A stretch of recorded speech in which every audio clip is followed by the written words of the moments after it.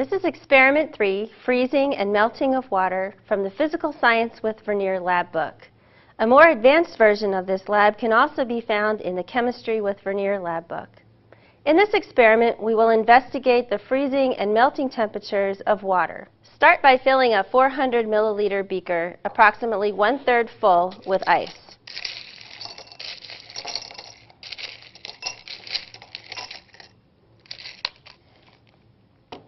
Add 100 milliliters of water to the beaker. Add 5 milliliters of water to the test tube.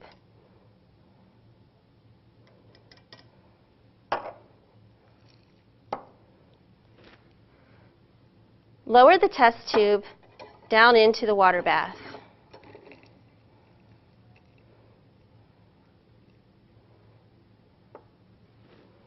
Place a temperature probe into the test tube and connect the temperature probe to LabQuest. Choose New from the File menu. In this experiment, we need to change both the rate and the length of data collection. To do this, tap on the word Rate on the meter screen. This brings up the data collection dialog box. Change the rate to 0.1 samples per second. Change the data collection length to 900 seconds. And tap OK. And start data collection. After data has been collected for 30 seconds, you will be adding 5 teaspoons full of salt to the water.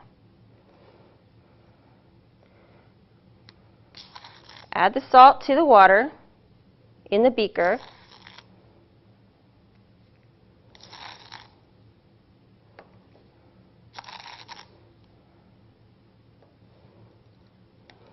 And start stirring the water in the beaker. At the same time, gently move the temperature probe in the test tube. You want to keep the end of the temperature probe down in the water in the test tube because that's where we're investigating the freezing temperature of the water. During the first part of the graph, you can see that the temperature drops as the water cools in the test tube.